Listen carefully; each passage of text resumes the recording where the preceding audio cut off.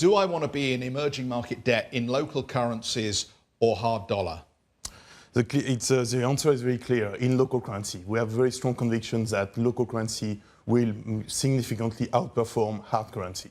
We had this conviction since the beginning of the year, and we are not changing our mind. We think there might be a lot of volatility, both in hard and in local, but we should be buying local debt.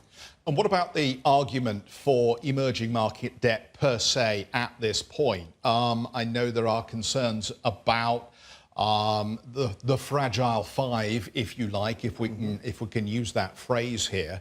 Are these countries that have issued this debt in robust enough health to withstand the kind of market volatility we could get around a difficult Fed decision? Well, clearly, compared to a couple of years ago, we have seen like some significant improvement on the macro side. And so you have like some improvement on the fiscal side, you have some improvement on the balance of payment side. Current account is much more sustainable than a couple of years ago in most of these countries. So the macro side is not great, but I think it's much better. So we are much less concerned than a couple of years ago on emerging markets, and especially on emerging market debt.